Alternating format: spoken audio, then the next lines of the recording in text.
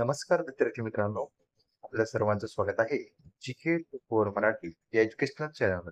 तर पहा, 2 फेब्रुवारीला गट ब पूर्व परीक्षेची या ठिकाणी परीक्षा आयोजित करण्यात आली होती आणि त्याची फर्स्ट रिस्पॉन्स शीट तसेच सेकंड रिस्पॉन्स शीट सुद्धा प्रसिद्ध झालेली आहे. तुम्ही तुमचा स्कोर सुद्धा चेक केलेला असेल तर तुम्ही कमेंट सेक्शन मध्ये तुमचा स्कोर हा मेन्शन करू शकता. आता सर्वांना प्रश्न पडलाय तो म्हणजे जागेचा. तर का जागा वाढणार का? कट ऑफ कमी होईल का? आणि त्यासोबतच रिक्त जागा किती आहेत? तर पहा मित्रांनो, या ठिकाणी आर-टी-आयच्या माध्यमातून तर प्राप्त झालेलं आहे की 3,962 जागा रिक्त आहेत. पण त्याचसोबत जागा वाढणार आहेत का? असा प्रश्न उमेदवारांना उपस्थित झाला. कारण की जागा जर वाढल्या तर त्याचा सरळ-सरळ कट ऑफ वर आपल्याला परिणाम दिसू शकतो. इथे पहा, सर्वात प्रथम तुम्ही जर चॅनलवर पहिल्यांदा आलेले असाल तर चॅनलला सबस्क्राईब करून घ्या, जेणेकरून कोणतीही महत्त्वपूर्ण माहिती किंवा नवीन अपडेट आपल्याकडून मिस होणार नाही. तर पहा मित्रांनो, जागा वाढ संदर्भात काय काय हालचाली सुरू आहे, इथे या ठिकाणी तुम्ही परिपत्रक पाहू शकता. मुख्यमंत्र्यांना या ठिकाणी हे पाठवलेलं आहे आणि विषय पहा याचा, महाराष्ट्र संयुक्त गट व अराजपत्रित परीक्षा 2024 जाहिरातीत जागा वाढ करण्याच्या बाबतीत. उपरोक्त विषयांवर महाराष्ट्र संयुक्त गट व अराजपत्रित परीक्षेमध्ये एस-आर, एस-आय, एस-टी-आय, एस-यू या पदांचा समावेश होतो. सध्या 2024 ची जाहिरात होती ती 9 महिने उशिरा आलेली आहे आणि अशा पद्धतीने विद्यार्थ्यांची एक संधी व एक वर्ष वाया गेले. साधारणपणे दरवर्षी 3 ते 4 लाख विद्यार्थी या परीक्षेला बसतात.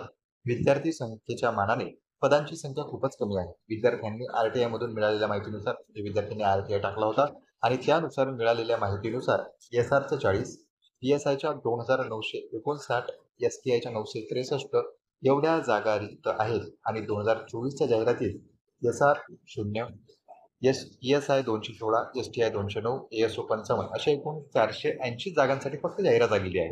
नंतर पहा, तरी आपणास विनंती आहे की एस-आरच्या 20, पी-एस-आयच्या 500 पेक्षा जास्त आणि एस-टी-आयच्या 500 पेक्षा जास्त अशी जागांची वाढ करण्यात यावी. म्हणजे टोटल 1,000च्या जवळपास जागांची वाढ करण्यात यावी अशी मागणी या ठिकाणी करण्यात येत आहे. करून जास्तीत जास्त विद्यार्थ्यांना न्याय देऊन विद्यार्थ्यांची मागणी पूर्ण करावी अशी अपेक्षा आहे. या ठिकाणी पहा, हे झालं आता एक या ठिकाणी लेटर पाठवण्यात आलेलं आहे. त्यासोबतच दुसरं देखील तुम्ही पाहू शकता. जाहिरातीमध्ये पदांची संख्या खूप कमी आहे. यामध्ये विशेषतः एस-आय, एस-टी-आय, ए-एस-ओ, एस-आर या पदांची संख्या आर-टी-आयने माहिती घेतल्यानुसार बऱ्याच प्रमाणात रिक्त आहेत. आता पहा मित्रांनो, जागा जर रिक्त आहेत तर मग भरल्या का जात नाही? कारण एम-पी-एस-सी जी आहे ती दरवर्षी आपल्याला जाहिरात करताना दिसते आणि दरवर्षी काही प्रमाणात कमी जागा जास्त जागा, कमी जागा जास्त जागा अशा पद्धतीने जाहिरात येताना दिसते. जागा बऱ्याच जरी रिक्त असल्या तरी जागा किती भरायच्या, आरक्षणानुसार त्याची विभागणी कशी होईल ही संपूर्ण जबाबदारी सरकारचीच आहे. एम-पी-एस-सीचं काम फक्त एवढंच आहे की परीक्षा घेणे. जो काही आकृतिबंध एम-पी-एस-सीला सरकारकडून किंवा शासनाकडून प्राप्त होईल त्याचनुसार एम-पी-एस-सी जाहिरात काढत असते. तर जागा काढणे ही एम-पी-एस-सीची जबाबदारी नसते. जागा काढणे ही सरकारची जबाबदारी आहे. त्यामुळे हे जे काही निवेदन आहेत ते सुद्धा सरकारलाच जात आहे. इथे पहा, रिक्त पदांची संख्या आर-टी-आयनुसार ती पुन्हा आपल्याला पाहण्याची आवश्यकता नाही. पी-एस-आय टोटल आहे 2,959, पी-एस-आय, एस-टी-आय जर पाहिलं आपण 963 आहे, एस-आर 40 आहेत आणि अशा पद्धतीने असिस्टंट जर पाहिलं तर 1,537 रिक्त पदे आहेत. तसेच आपण जेव्हा लिपिक टंकलेखन पद्धती एम-पी-एस-सीकडे दिली होती तेव्हा 12,000 लिपिक पदे काढण्याचं आश्वासन सुद्धा दिलं होतं आणि त्यातील पहिला टप्पा 7,000 होता. तो आता पूर्ण झाला. आता 5,000चा टप्पा कधी येईल असा देखील प्रश्न या ठिकाणी उपस्थित केला जात आहे. दुसरा टप्पा 5,000चा आहे, जो की यावर्षी पूर्ण करावा. त्यामुळे अनेक विद्यार्थ्यांना संधी मिळेल. पी-एस-आयच्या 1,000 प्लस, एस-टी-आयच्या 600 प्लस, ए-एस-ओच्या 200 प्लस, एस-आरच्या 40 प्लस एवढ्या पदांची अपेक्षित जागा वाढ करावी. आपणास विनंती आहे की आपण यामध्ये लक्ष घालून सर्व स्पर्धा परीक्षार्थी उमेदवारांनी केलेल्या मागणीचा सहानुभूतीपूर्वक विचार करून जास्तीत जास्त जागांचे मागणी पत्र माननीय महाराष्ट्र लोकसेवा आयोगाकडून पाठवून जागा वाढ कराल हीच अपेक्षा व्यक्त करतो. तर पहा, हे जे पत्र आहे ते कोणाद्वारे पाठवण्यात येत आहे तर जे काही विधानसभा सदस्य आहे त्यांच्या मार्फत या ठिकाणी मुख्यमंत्र्यांना निवेदन या पत्रांद्वारे पाठवण्यात येत आहे की जागा वाढ करण्यात यावी. कारण की जागा वाढ करण्याचा परिणाम सध्या जर आपण पाहिलं तर एकच कट ऑफ लागणार आहे. त्यामुळे यापूर्वी जो कट ऑफ वेगवेगळा लागत होता आता तो सध्या आपल्याला एकच कट ऑफ लागताना दिसेल. म्हणजे पूर्वी जे होतं एस-टी-आय, ए-एस-ओ, पी-एस-आय या सर्व पदांचा कट ऑफ जो आहे तो सेपरेट लागत होता. पण आता कंबाईन कट ऑफ असल्या कारणाने 480 जागा आहेत आणि या सर्व जागांसाठी या कट ऑफचा विचार करण्यात येणार आहे आणि यामध्ये जर वाढ झाली तर नक्कीच जास्त उमेदवारांना संधी मिळेल. कारण की रेशोवर डिपेंड आहे. आता जर रेशो एकाच 10चा घेतला, एकाच 12चा घेतला, एकाच 15चा जर रेशो घेतला तर यामध्ये एक जरी जागा वाढली तरी जवळपास 10, 12, 15 कॅन्डिडेट शिल्लक घ्यावे लागतील. अशा पद्धतीने जर अंदाज पकडला तुम्ही 500 जागा जर वाढल्या टोटल तरी देखील 500 गुणिले 12 जर 12चा रेशो घेतला तर 500.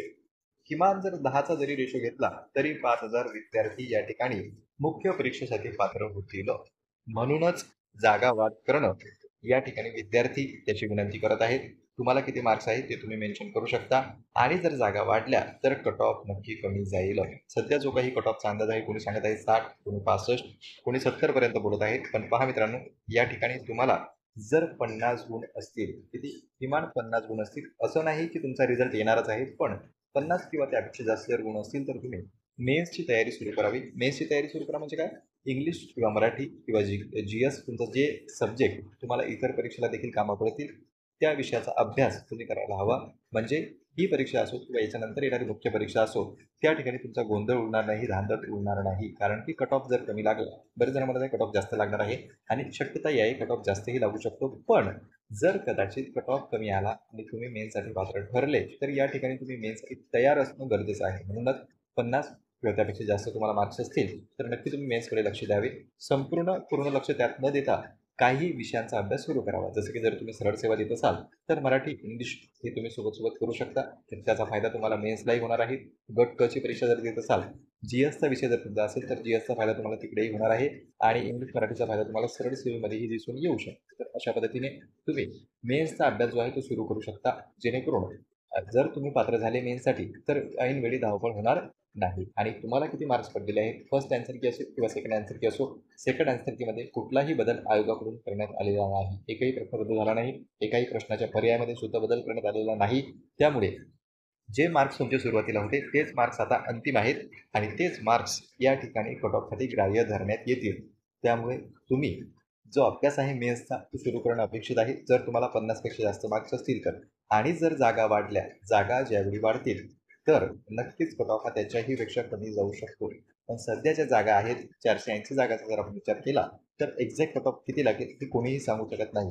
2019च्या क्लर्कमध्ये आपण पाहिलंच होतं की काय परिणाम घडलेले आहेत किंवा त्यानंतर झालेल्या ज्या काही परीक्षा आहेत त्यामध्ये आपण एक फक्त अंदाज व्यक्त करत असतो. अंदाज जो आहे तो मागे लागलेली कट ऑफ, परीक्षेची काठिण्य पातळी, किती जागा आहेत ते, पेपर कसा होता, या सर्व गोष्टींचा विचार करून कट ऑफ काढला जातो. तो एक्झॅक्ट कोणीही सांगू शकत नाही. शेवटी कट ऑफ सांगेल फायनल तो म्हणजे आयोगच. त्यामुळे कट ऑफ किती लागेल हा प्रश्न नाही. तर तुम्हाला जर 50पेक्षा जास्त मार्क्स असतील तर तुम्ही मेन्सची तयारी सुरू करावी, जेणेकरून एखादा विषय तरी त्यामधील तुमचा पक्का होईल आणि मेन्ससाठी जर तुम्ही पात्र झाले तर तीही तुम्ही क्रॅक करू शकता.